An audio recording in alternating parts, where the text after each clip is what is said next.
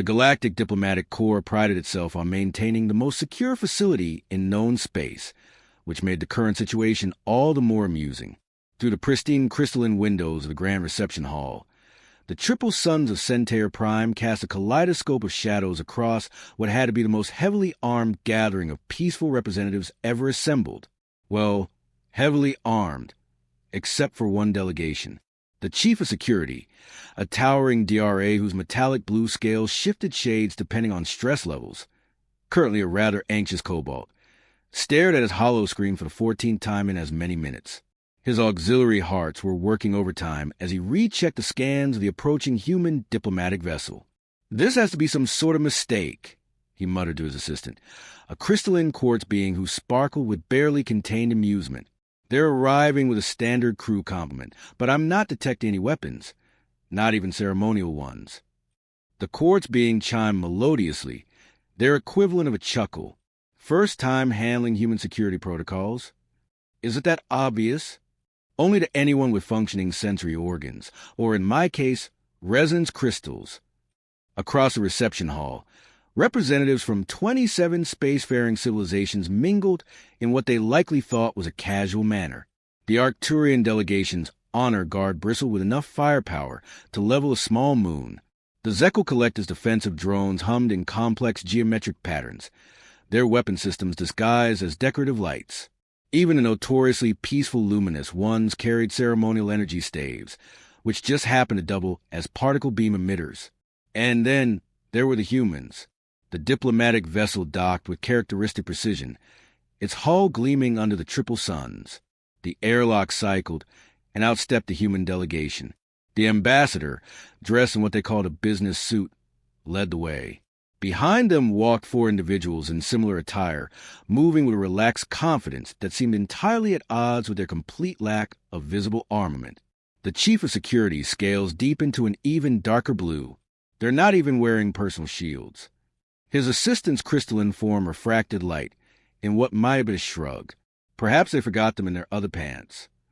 The human guards took up positions around their ambassador with casual precision. To the untrained eye, they appeared to be simply standing there. But the Chief of Security hadn't earned his position by having untrained eyes. There was something about their stance, the way they subtly maintained awareness of every angle of approach while appearing completely at ease. The DRA's scales rippled with confusion. This goes against every security protocol in the manual.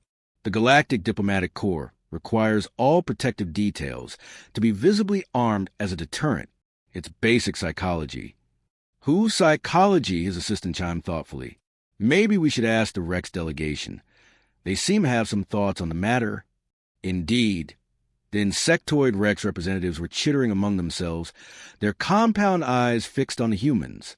Their own guards, each bearing ceremonial plasma glaives, had subtly shifted their formation to put more distance between themselves and the seemingly unarmed human security detail.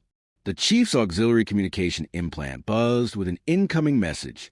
The Arcturian head of intelligence wanted to know if their scans had missed something. The Zekel Collective was requesting clarification on human defensive capabilities. The luminous ones was that amusement in their photonic signatures? Meanwhile, the human ambassador had begun making their rounds, exchanging pleasantries with the ease of someone who genuinely enjoyed diplomatic small talk, a skill that many species consider to be humanity's most terrifying capability. Their guards moved with them in perfect synchronization, maintaining optimal coverage while somehow making it look like they were just casually following their charge.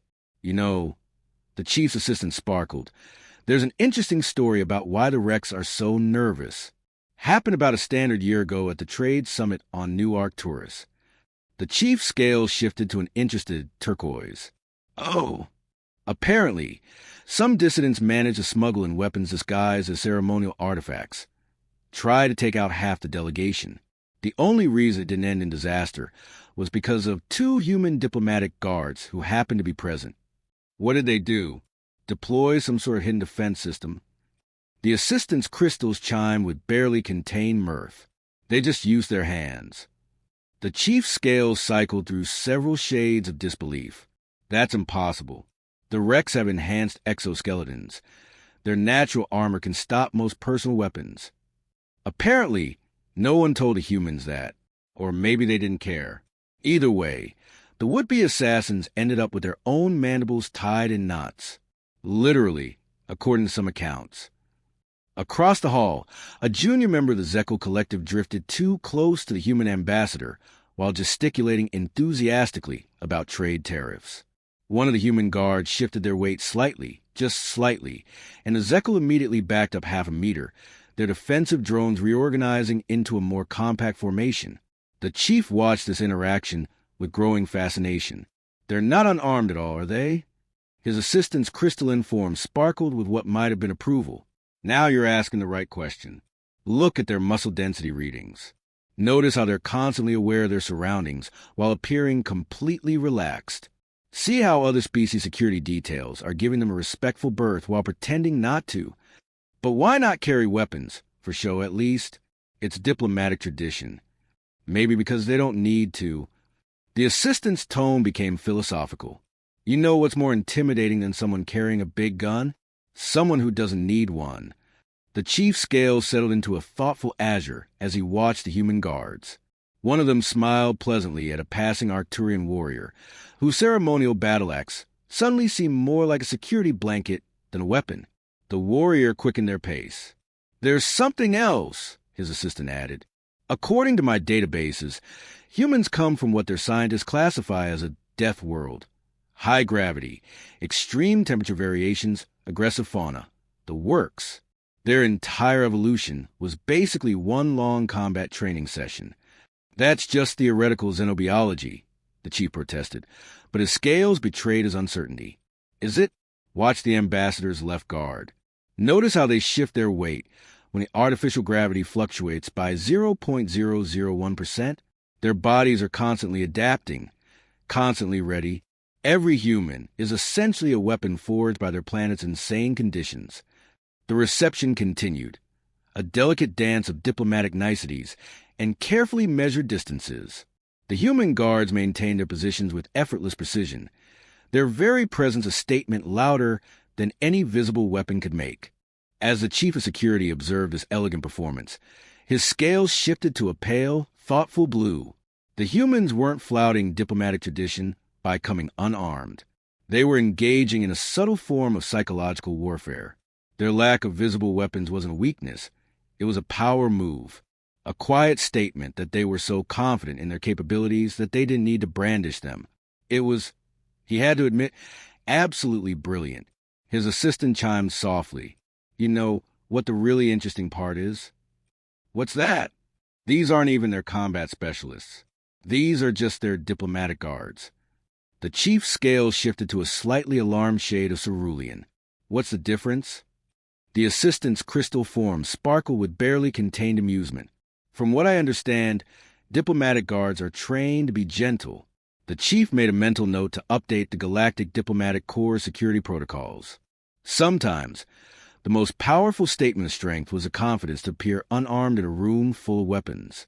And sometimes, the most terrifying realization was understanding why that confidence was entirely justified. The aftermath of what would later be known as the Cheese Treaty incident sparked the single largest investigation into human biology in galactic history. Officially, this was due to security concerns. But unofficially, every species simply wanted to know, how had 4 unarmed humans managed to dismantle an entire assassination attempt using nothing but instinct improvisation, and, in one memorable case, a serving tray? The Grand Archives of the Galactic Council had never seen such traffic. Xenobiologists from 27 star systems pored over Earth's environmental data with the kind of fascination usually reserved for viral scandals or exceptionally amusing cat videos. The chief of security, whose scales had finally settled into a more professional shade of blue, found himself chairing what had been the most surreal committee meeting of his career. His assistant, a crystalline being with a penchant for dry humor, shimmered with barely contained amusement as various experts presented their findings. The Arcturian chief biologist took the floor first, activating a holographic display of Earth. What we're looking at, esteemed colleagues, is essentially a death trap that somehow produces sapient species. The display zoomed in, highlighting Earth's diverse and often extreme environments. Several delegates flinched. "Let's start with the basics," the biologist continued. "The gravity is high enough to crush most species. The temperature range is absurd. Some regions freeze while others burn, sometimes in the same season. The atmospheric pressure would pop most of our kind like overripe fruit. That's just the environmental factors," chimed in a Zittel researcher, their hovering drones forming an excited spiral. "The entire planet is one big evolutionary arms race. Every life form is either trying to eat something else or trying not to be eaten." The chief's assistant hummed thoughtfully. "So what you're saying is, humans are basically the final boss of this particular game?" Several delegates looked confused at the reference, while others, having recently discovered human video games and lost countless productive hours to them, nodded sagely. The VX representative chittered nervously. "Our analysis of human muscle fiber density and bone structure suggests they're essentially walking tanks. Their endurance capabilities alone are terrifying. They can literally chase prey until it collapses from exhaustion. Persistence hunting," the Arcturian biologist agreed. "A particularly nasty evolutionary strategy. Imagine being pursued by something that never tires, never loses your trail, and can predict your movements. Now imagine that thing went to diplomatic school." The room fell silent as everyone contemplated this horror. "But surely their diplomatic guards must have some sort of enhancement?" asked a Luminisian delegate, their photonic form flickering with curiosity. "The way they moved during the incident, that's the really interesting part." The chief's assistant practically sparkled. Those were their natural capabilities. Well, natural plus what they call basic training. The holographic display shifted the footage from the incident. The committee watched as one of the human guards disassembled a combat drone, using nothing but applied leverage and an advanced knowledge of mechanical weak points. "Notice how they're actually holding back," the Zittel researcher pointed out. "Our analysis shows they were capable of exerting far more force. They were being gentle." Several delegates shifted uncomfortably in their seats. The chief of security reviewed his own data. "According to our intelligence, human diplomatic security training focuses heavily on non-lethal techniques. They're specifically taught to neutralize threats without unnecessary harm." "You mean they can do worse?" a junior delegate squeaked. "Much worse," the Arcturian biologist confirmed. "Their martial arts traditions alone are fascinating. Thousands of years of systematically refining the most efficient ways to use their natural abilities.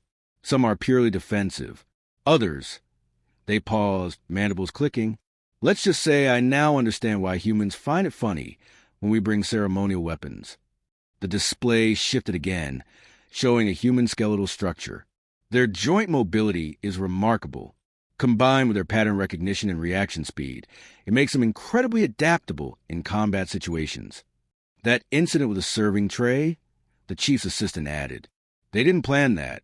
They just saw a reflective surface of appropriate density and did complex geometric calculations instinctively, while also monitoring the room, protecting their ambassador, and apparently thinking about cheese." More uncomfortable shifting from the delegates. "But they lack natural weapons," a representative pointed out. "No claws, no enhanced strength, no bioelectric abilities." "They don't need them," the Rex representative muttered.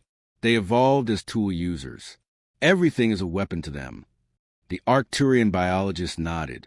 "And then there's their nervous system. The speed at which they process information and react is staggering.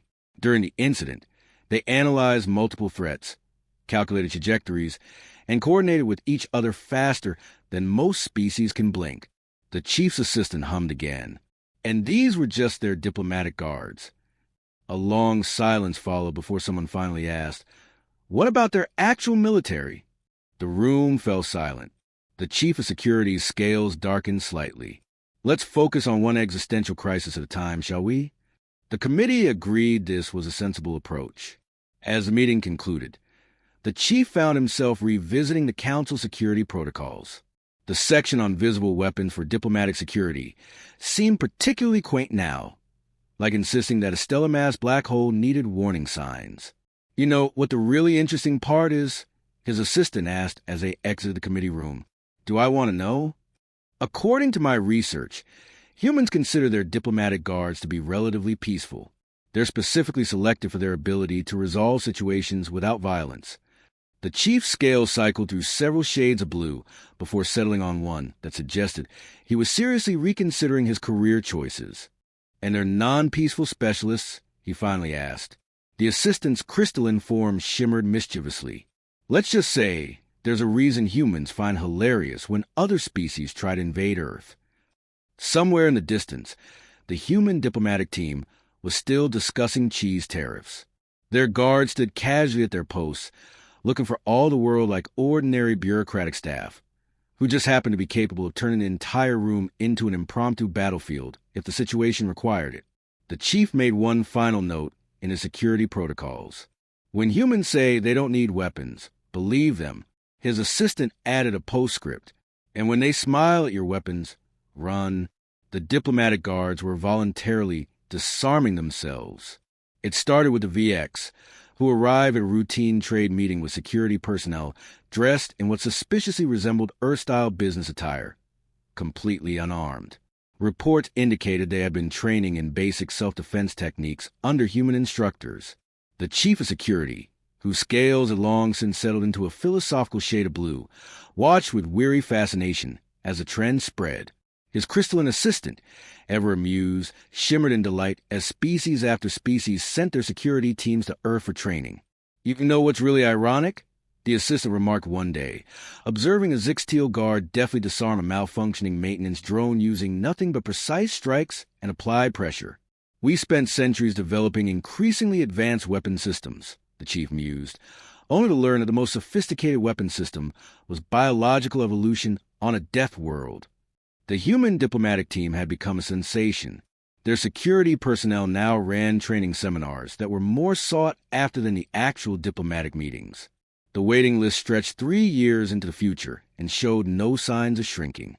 Even the Arcturians, known for their elaborate ceremonial weapons, had established a cultural exchange program dedicated to human martial arts.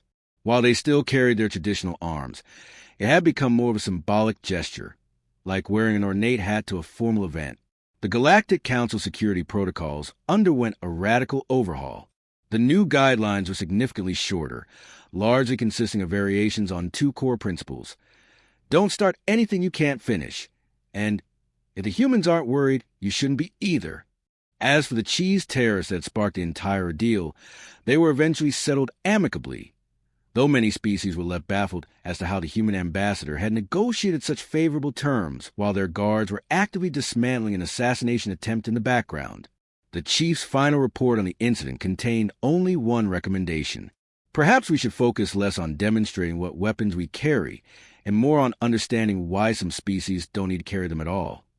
His assistant added a footnote. Also, we should probably stock up on serving trays, the good ones, with proper weight distribution. And so, the Galactic Council learned a valuable lesson about assumptions, evolution, and the unexpected intersection of diplomacy and hand-to-hand combat. Some questions, however, remained unanswered, like what human military specialists were truly capable of, or why humans found it so amusing when asked about their combat prowess.